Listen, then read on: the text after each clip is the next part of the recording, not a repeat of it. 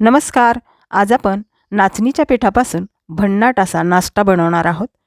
त्यासाठी इथे मी एक मिक्सरचं भांडं घेतलेलं आहे. त्यामध्ये 1 कप नाचणीचं पीठ, 1 कप तांदळाचं पीठ, पाव कप रवा घालायचा आहे. रवा हा आपल्याला बारीक पाहिजे. त्यानंतर पाव कप दही घालायचं आहे. दही जास्त आंबट नसलं पाहिजे आणि त्याचबरोबर 1 कप पाणी घालायचं आहे. पाणी घातल्यानंतर मिक्सरला ते असे बारीक वाटून घ्यायचे आहे. आपले अशा पद्धतीने हे मिश्रण तयार होईल.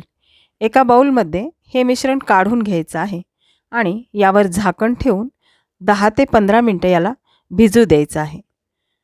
त्यानंतर आपल्याला चटणी करून घ्यायची आहे. चटणीसाठी इथे मी ओल्या नारळाचे काप घेतलेले आहेत, डाळवं घेतलेलं आहे, मिरच्या, कढीपत्ता आणि जिरे घेतलेले आहेत. डाळवं आणि ओल्या नारळाचे काप यांचे प्रमाण तुम्ही तुमच्या आवडीनुसार कमी जास्त करू शकता. त्याच मिक्सरच्या भांड्यामध्ये आपल्याला दही घालायचं आहे आणि दही इथे मी 2 चमचे घातलेलं आहे. अर्धा चमचा साखर घालायची आहे. चवीनुसार मीठ घालायचं आहे. साखर घातल्यामुळे चटणीला मस्त चव येते. त्यानंतर गरजेनुसार थोडंसं यामध्ये पाणी घालायचं आहे आणि चटणी बारीक वाटून घ्यायची आहे. अशा पद्धतीने आपली चटणी तयार होईल. आता या चटणीला फोडणी घालायची आहे. इथे मी फोडणी पात्रात जिरे, मोहरी, कोथिंबीर, कढीपत्ता आणि हिरव्या मिरचीचे तुकडे घालून फोडणी तयार करून घेतलेली आहे. ती या चटणीवर घालायची आहे.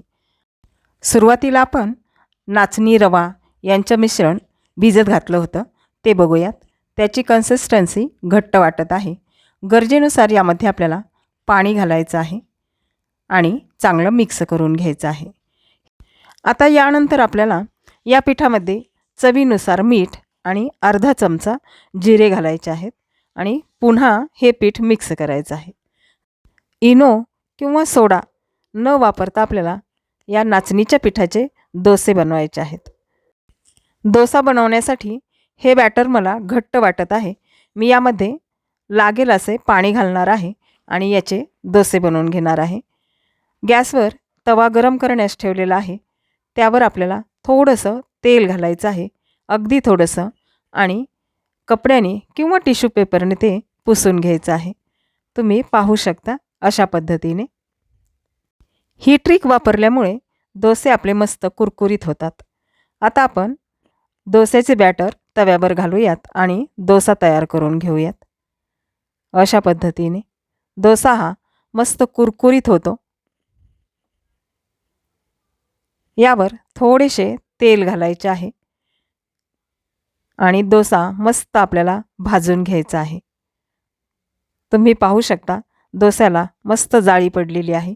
आपण इनो किंवा सोडा काहीही वापरलेले नाही, तरीही डोसा खूप कुरकुरीत आणि जाळीदार तयार झालेला आहे. अजून एक डोसा मी तुम्हाला तयार करून दाखवते. पुन्हा आपल्याला तीच प्रोसेस करायची आहे आणि डोस्याचं बॅटर घालून डोसा तयार करून घ्यायचा आहे. हा सुद्धा डोसा मस्त जाळीदार झालेला आहे आणि कुरकुरीत देखील झालेला आहे. भरपूर प्रोटीन, कॅल्शियम असणारा नाचणीचा डोसा आपला तयार झालेला आहे आणि त्याचबरोबर चटणी देखील मस्तपैकी तयार झाली आहे. तुम्ही नक्की करून पहा. पुन्हा भेटूयात पुढच्या रेसिपीमध्ये. तोपर्यंत धन्यवाद.